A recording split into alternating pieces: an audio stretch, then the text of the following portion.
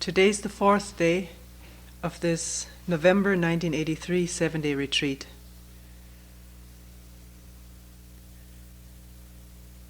And today we will talk about fear.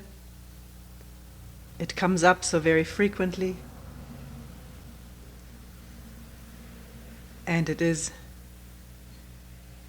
one of the most powerfully compelling forces in human life. Fear, as well as the craving and pursuit of pleasure, which are not two separate things, they're really two sides of one coin. What is not included in what we say is taking care in a reasonable and intelligent way of our physical needs.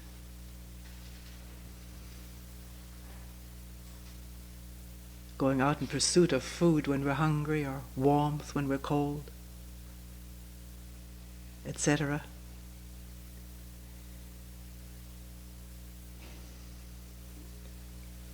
Fear.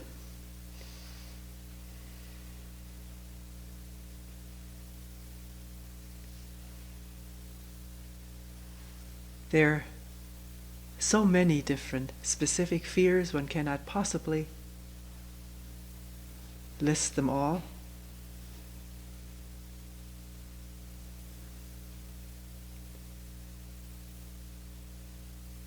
Right now, in these times of economic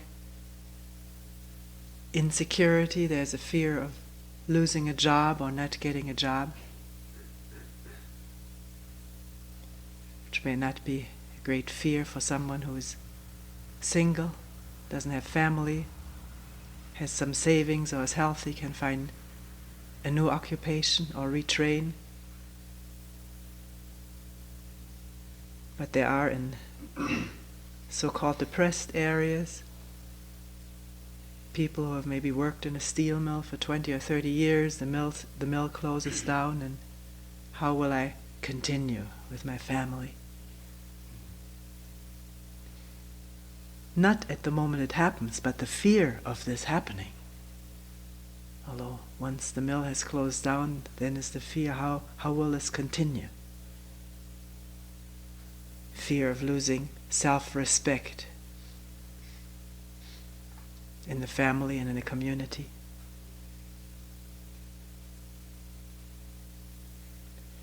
There's the fear of illness that one may have had in the past, remembers, and is afraid of getting again. One may remember all the pains and discomforts that one endured, and if that thought comes up, there's the fear of this coming back, maybe worse the next time. Or fear of an illness one hasn't had yet, but one may prone to contract. Fear of pain. Fear of finding oneself in physical pain.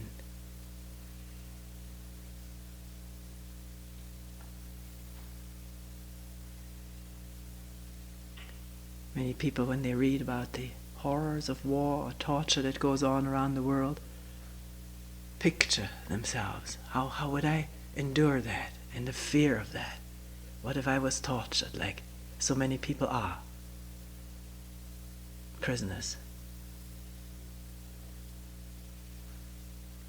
There's fear of losing one's money, one's possessions, maybe through a crash of a depression, stock market, or fire, thievery. The more possessions one has, the richer people are, the higher are the walls around the buildings. And the very rich have security guards to protect the wealth within the walls. So the wealth and the possession of it goes hand in hand with a fear of losing it, and therefore defense and protection.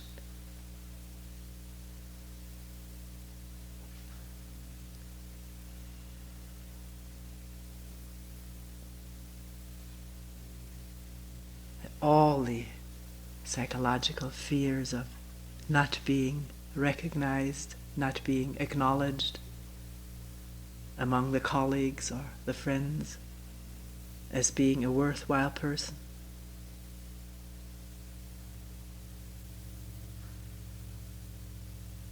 One has lost one's job or has been fired, the fear of what will others think of me?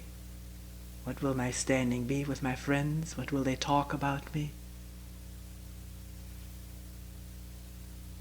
Or if one has done something which one wishes one hadn't done, the fear of either being found out, the fear of the consequences of this deed. What will happen to me as a consequence of what I did in the past? Mixed in with this are ideas about retribution, karmic retribution, or divine punishment, if not human punishment.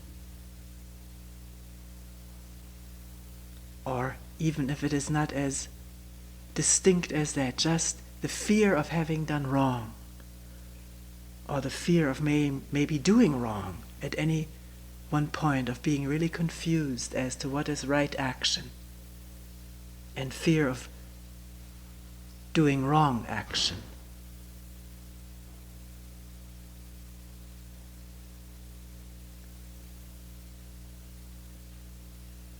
In relationship, there is the fear of losing one's partner, either through death, accident, or the partner becoming interested in someone else and leaving one sit behind, which is deeply connected with a fear of loneliness, having no one to share one's life with, to lean on, to find comfort and security in. The fear of entering old age in that state, maybe having to end up in a nursing home, and ultimately this universal human fear of death. One, in one's imagination, sort of puts it mostly into the distant future. Sometimes one puts it into the near future, if there's sickness, an annoying fear of not continuing. Maybe we'll talk about this whole thing of dying and death in a separate talk.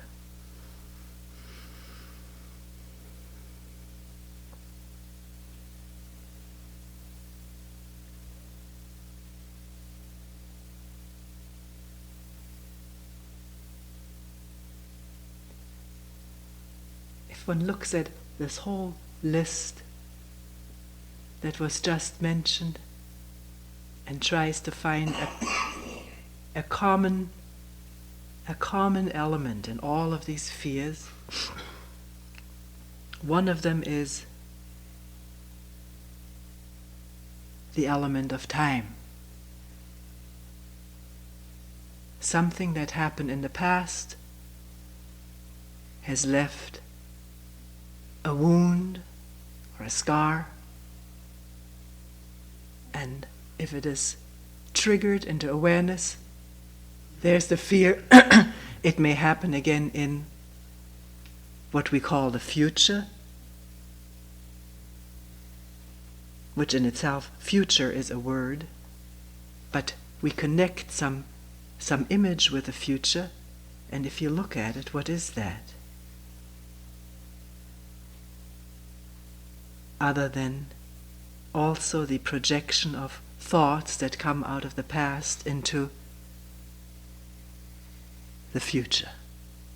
Something that is not now but may happen any time after right now.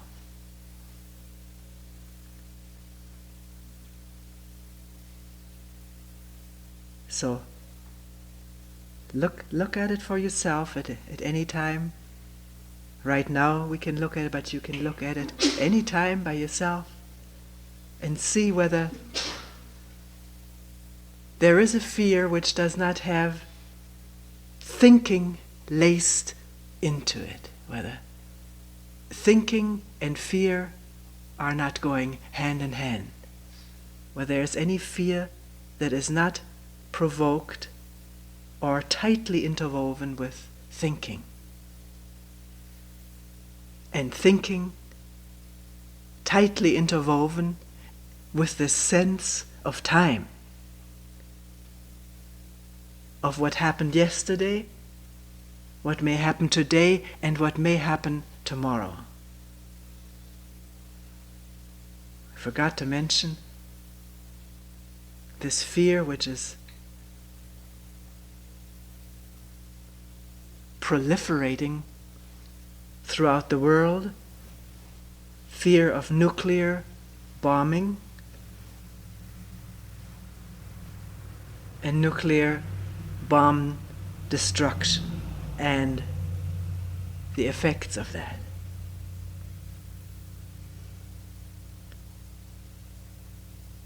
I'm not denying the reality of nuclear bombs, but the fear that one experiences as one thinks about it is connected with the thinking about it. The future, even though it may be the next moment, is a product of thinking.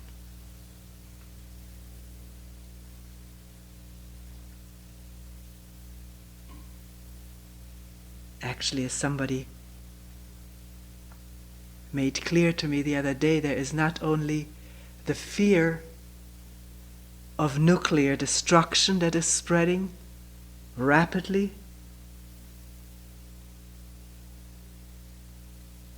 but also the fear that is aroused by the means of disseminating this information.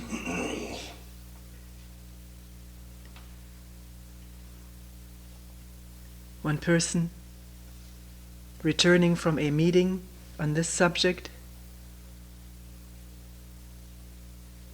told me recently that she returned home totally wiped out by what was experienced in this meeting. First of all, hearing the reports about children's reactions to the nuclear threat and what they hear about it, their anxieties and fears, and in the older ones, their increasing rage and anger and bitterness at the older generation, including the fear. And then this person who talked to me about this, for the first time, confronted with her own fear of all this, and incapable of really facing it, never having faced her own fear of dying and of this whole thing.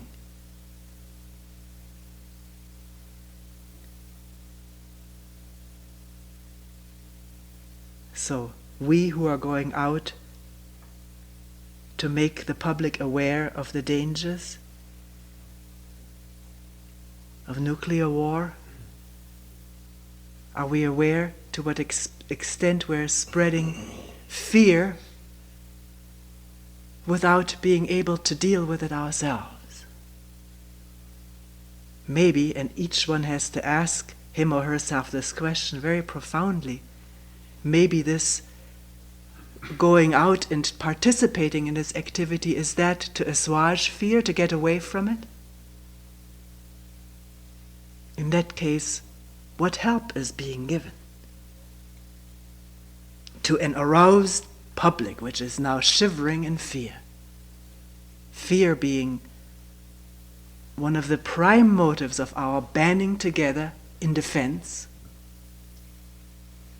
to find shelter of some sort to protect ourselves. And my shelter is different from your shelter. So can we think about this when we participate in something like this? Not only how can we bring the horror to people's awareness, but how can we deal with this fear that we're arousing? Or that is being aroused, that is there. Just to arouse more fear for the gaining of adherence to a movement is not enough. Then it becomes a political means, which maybe in many cases it is. Are we arousing fear to gain an end? One has to ask oneself. Let's not shove these questions aside, say my motives are pure and idealistic.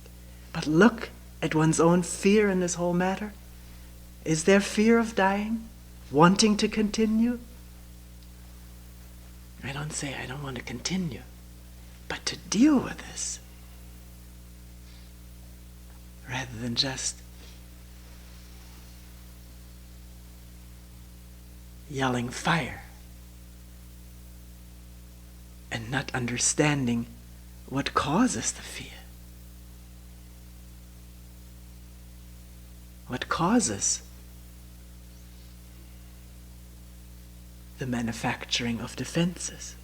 It is fear that causes defense ammunition to be manufactured in the first place. If we were not afraid, we would have no weapons.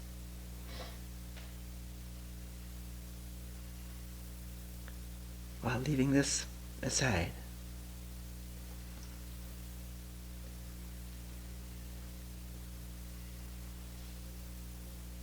being in fear because of the operation of thought and memory of what happened and what might happen or will most certainly happen, we look for relief from this most unpleasant, uncomfortable and disagreeable, often painful feeling of fear. And we look for relief in many different ways. We look for refuges, for shelters, for protection in groups, in religions, in beliefs, in relationship with few people, in small groups, or with large groups.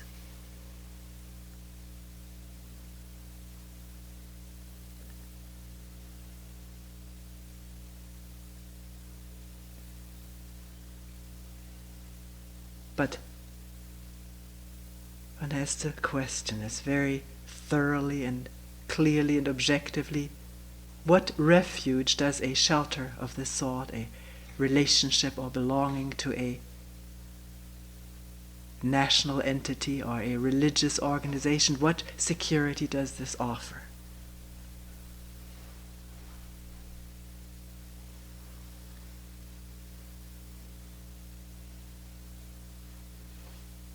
I remember being little, hearing of the threat of war, and hearing lots of talk about what happened in World War I and seeing pictures of it every once in a while, just as now you see pictures of Hiroshima. We saw pictures of the trenches and the soldiers and all the horror and insanity of war.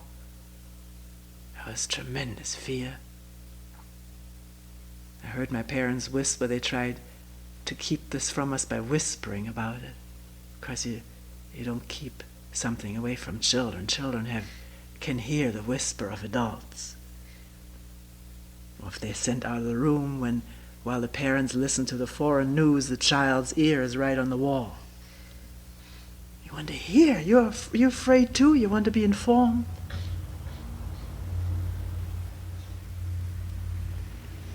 So you heard not only the rumors that the guns will go off. I remember the first time I heard those words, the guns will go off. Of course, there was also the foreign news reporting about what happened to the Jewish population. And the fear of that may happen to my mother, who was Jewish, or to us. Horror of concentration camps. You see, things haven't changed so much. And we haven't learned a thing. Not a thing.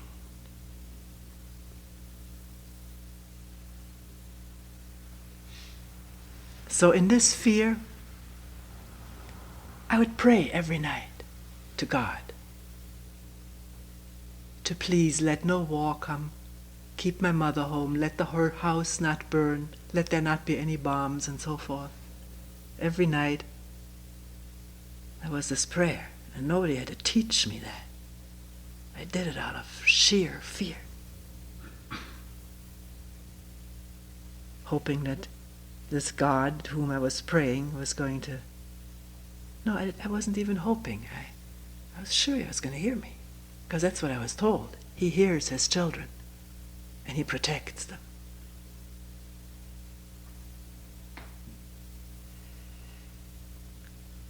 But the guns did go off, the bombs did fall, there was destruction everywhere and death everywhere.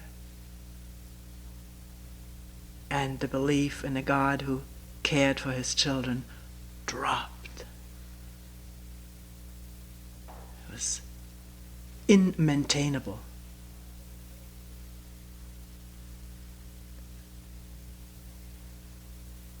And the fear was now again open. Nothing to channel it into. My parents, whom I had thought could protect us, I saw them shivering in the air raid shelter just like everybody else. So parents were no protection. Houses no protection. What protection is there?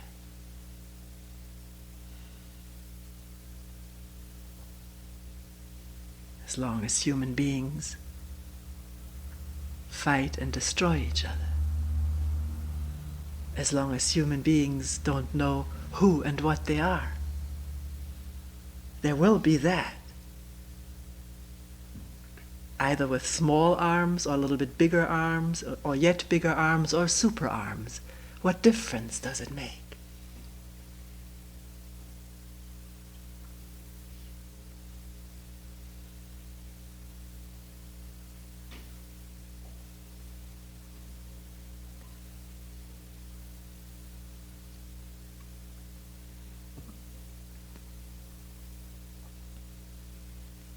This very looking for an enclosure in which one can hide and sit it out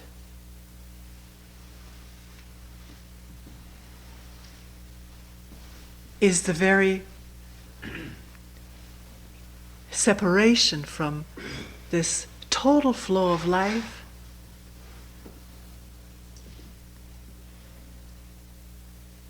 And yet we look for this, for the supreme enclosure.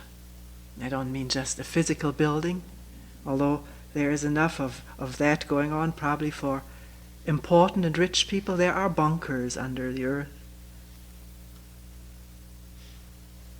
which may be super atom bomb proof. I don't know who would want to live in them.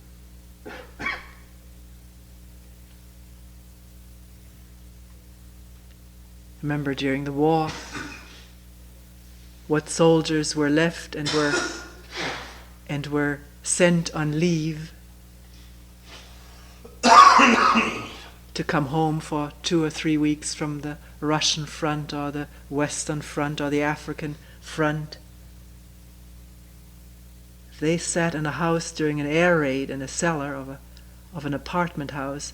What the usual comment was, let's get back to the front, at least there we're in the open, rather than sitting in a house in an enclosure.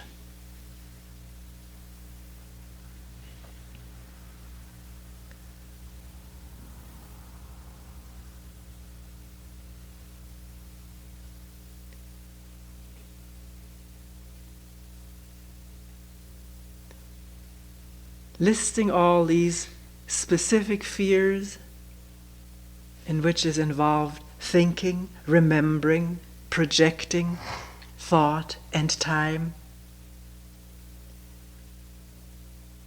One wonders whether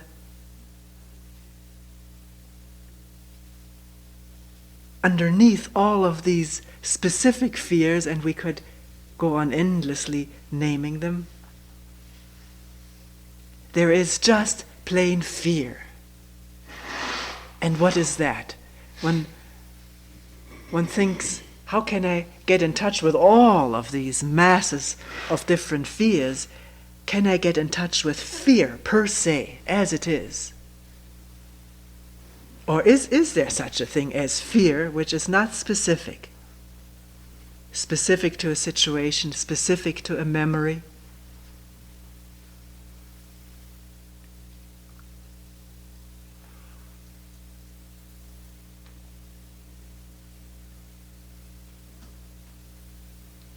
Maybe what we talked about yesterday, this feeling oneself as a separate entity, the me, and we try to trace out how it comes about through all the images that are built up since the time of being born, by reactions of the parents to one, by one's name, by reactions of friends, teachers, neighbors, and then one's own ideals and heroes with whom one identifies and new images. This whole cluster, this whole aggregate of images with its wants and ambitions and hopes and feelings of inadequacy, that's the me. Also interwoven with thought. The me itself is the product of thinking. Each one has to see that for herself or himself. Not take anybody's word for it, but see it. It's the only help there is. To be free of it is to see it, not to fight it. Fighting it is me against me. And with that, a nourishing, a sustaining of the me, of the power of the me.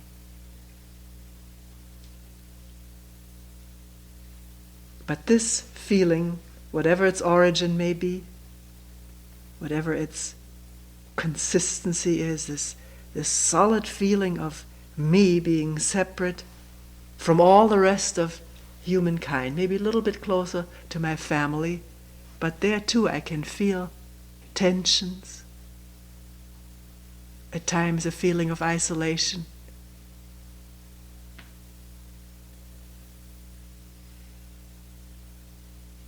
This feeling of apartness,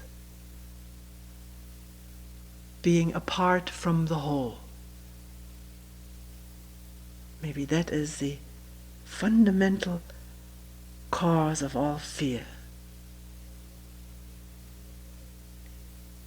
Or let us put it this way, as long as this feeling persists, there can be no alleviation of fear.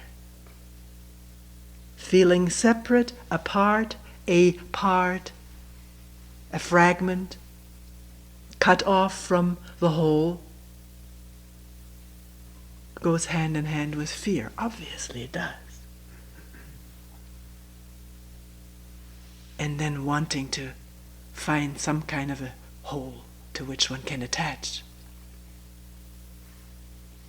To drown the fear or suck encouragement out of something. Maybe somebody who seems fearless. Attached to that person or to that group that seems to exude an atmosphere of fearlessness. But the moment I'm apart from that, there's my fear again of apartness, of isolation.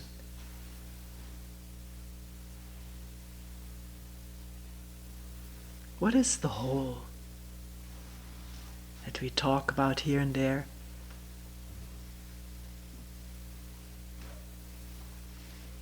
The whole is no separation, no apartness, no feeling of me against you. It is the totality of all life.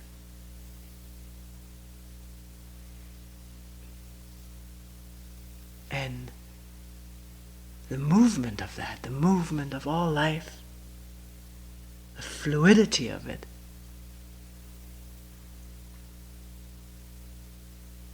fluidity meaning changing, moving, flowing, and oneself not separate from that, not as an idea, not propagating any idea, we have enough of them, but as an experienced fact.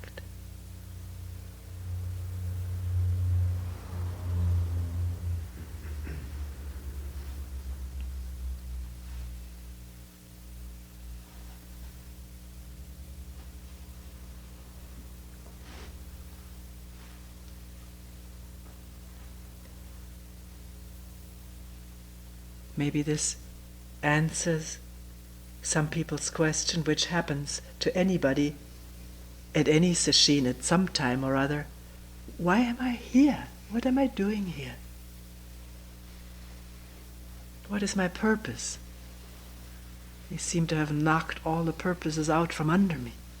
Now there's nothing left. Why am I here?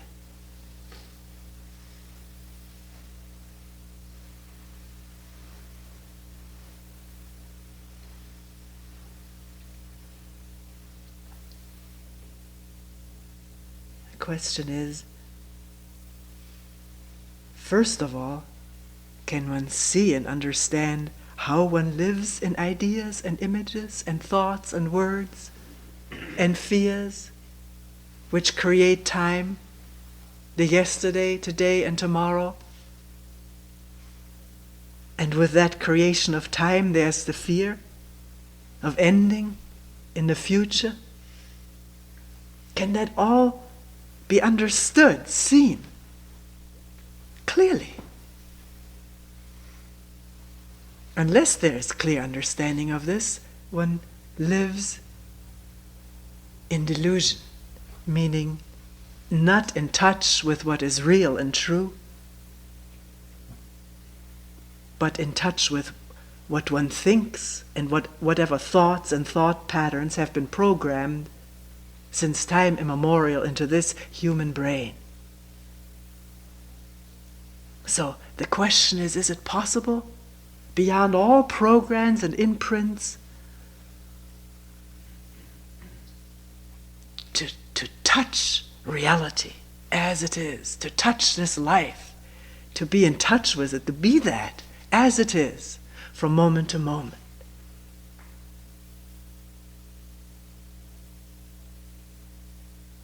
One may have a passionate concern about this, a passionate interest in this, or a slight one. It doesn't matter.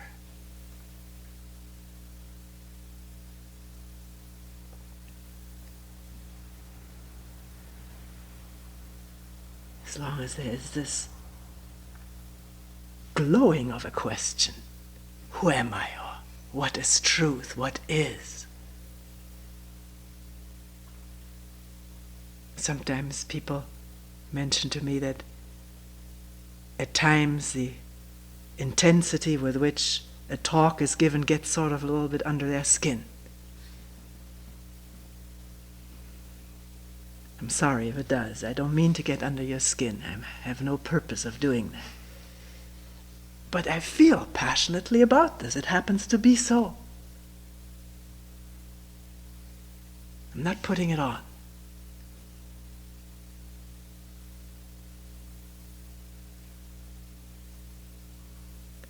Has been a burning urgency to find out what the meaning of life is, since houses crumbled left and right,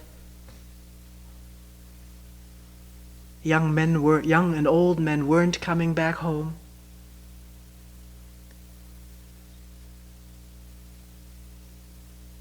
And Jews disappeared from the scene.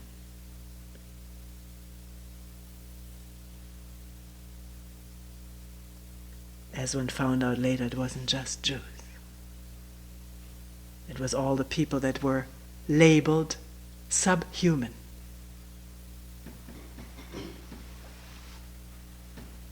Which again is the ignorance of understanding who we are.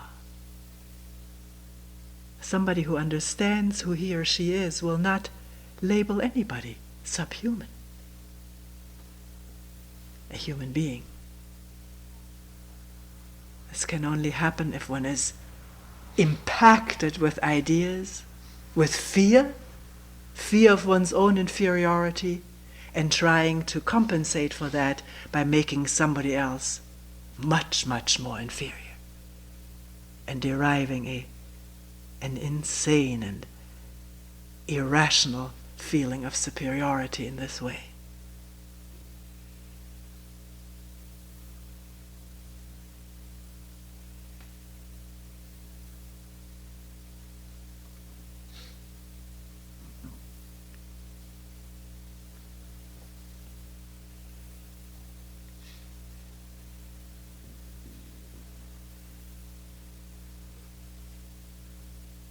So does one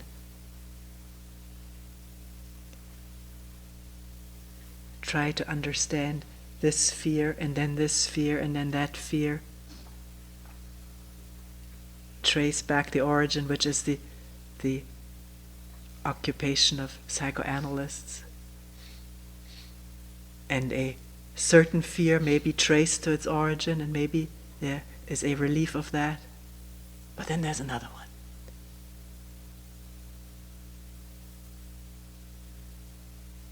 And another one, and circumstances change, and there's a new one.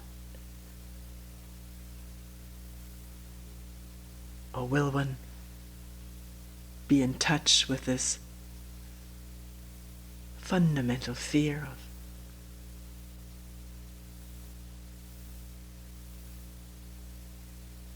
being alone? I wouldn't say alone. Alone is not the right word. Isolated, separated. And not pause there. Be in touch with it, feel it. Not do something or believe in something or engage in some kind of ceremony to drown that out. Ceremonies can do that. One can experience it for themselves, how they can give a feeling of togetherness, of sacredness, of someone there taking care of us. Efficacy of what we're doing to allay fear of death, maybe to get beyond birth and death, all of these hopes and promises. Or will one be in touch with it when it's there, when it is palpable, without taking refuge in any kind of enclosure? Be it a building or a promising scripture, promising prayer. One can. Try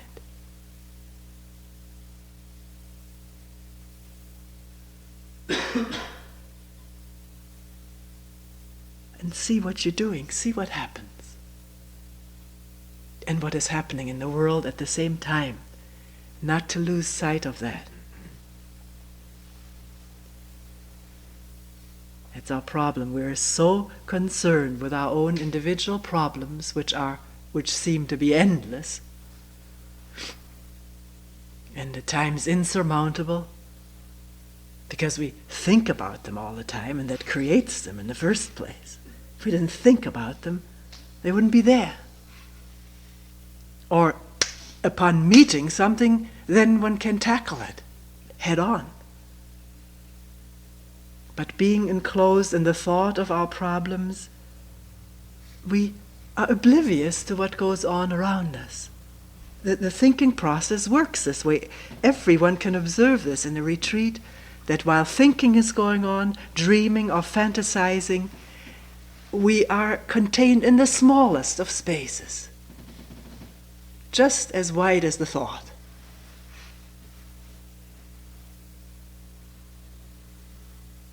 And as long as the train of thought, and can be a very narrow tunnel.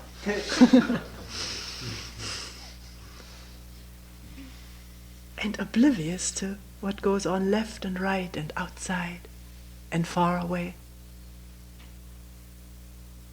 which is happening nonetheless, even if we're not aware of it.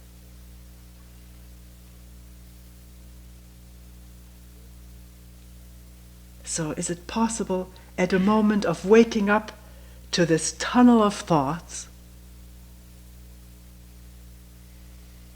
to wake up to the fact that there's more than this?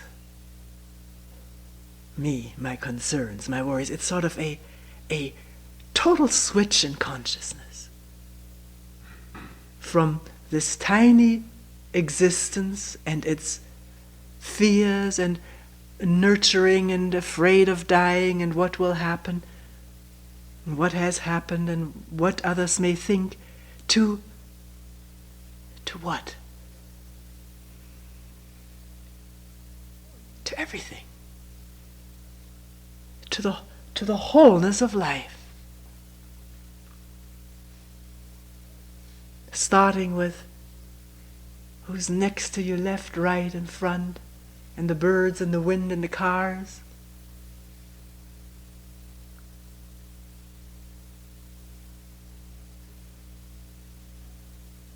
Which means switching from thinking about what happened to me yesterday and today and what will very likely and horribly happen to me tomorrow,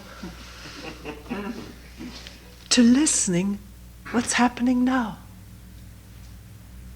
Right now, listen.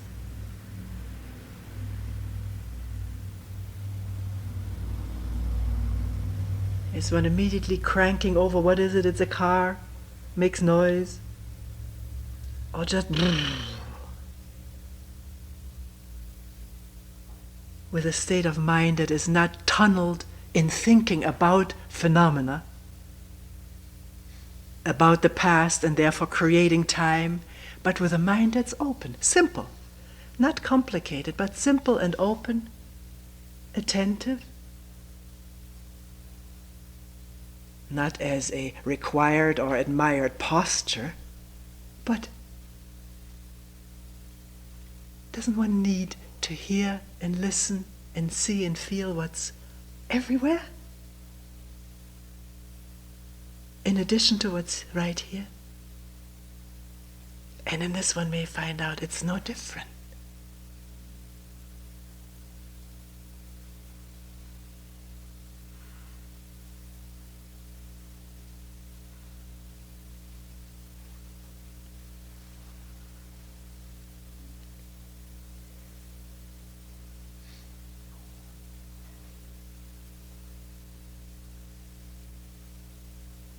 Enclosure in the me, its concerns, problems, its past, present, and future, is fear. No matter what pleasures we pursue and how effective they are to regale us, drown out fear. And this whole pursuit of pleasure too is usually just as interwoven and intermixed with thought as is fear. If at the moment there is something seen or heard or felt which inundates one with joy and love, then that is that.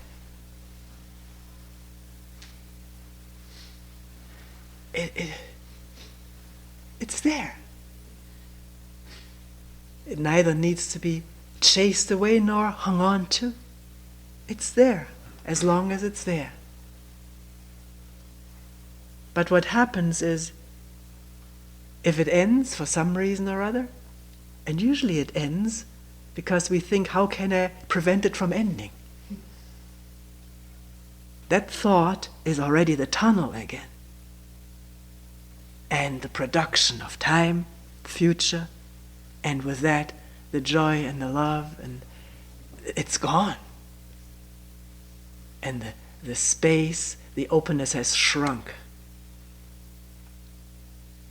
to my past, present, and future. And there is again the fear. It may not come back. I may have lost it. Will I ever be able to bring it off again? And this stuff, we all know it. And then maybe putting a memory of this in the mind and pursuing this joy or that pleasure.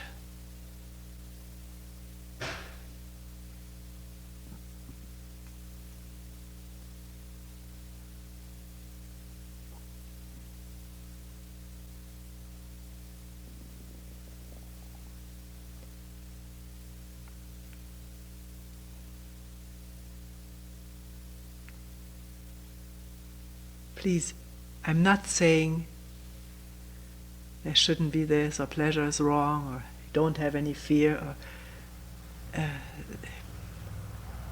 I hope this isn't understood this way.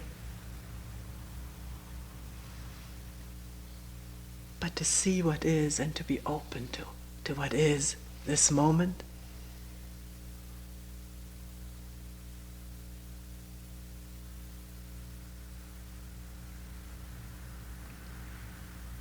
And to wake up to the fact where we are, whether it's in this tunnel of me with its fears and temporary pleasures, which themselves cause the fear of losing them, or whether there is this openness of attending, listening, and being with whatever's there.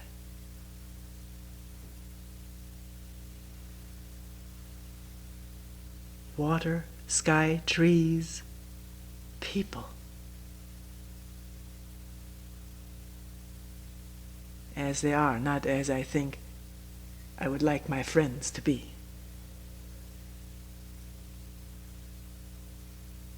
If this drops off, then I would like him or her to be like that.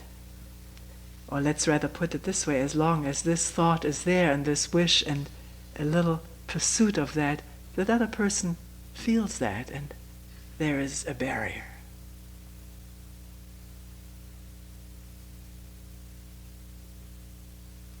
If that barrier is not there, maybe this other person isn't the way one thought he or she is at all. And there is this fluidity in relationship, this freely moving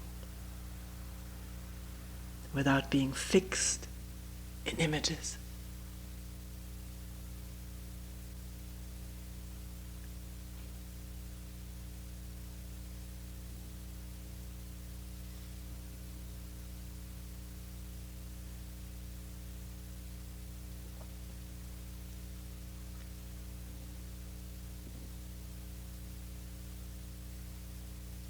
Sometimes people ask, when you give a talk, after when I sit down, what should I do with it? Nothing.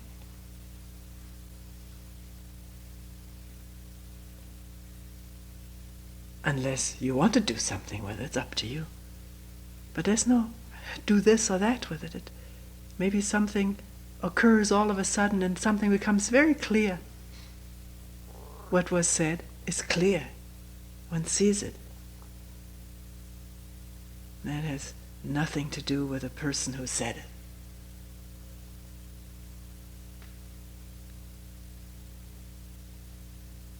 In other words, there's no authority. So if one works on not knowing or questioning who am,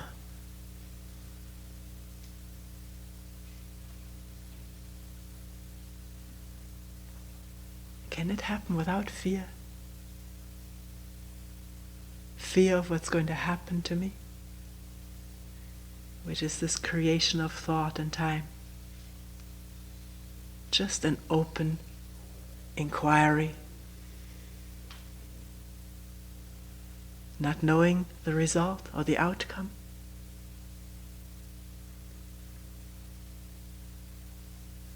Just allowing energy to gather in this questioning.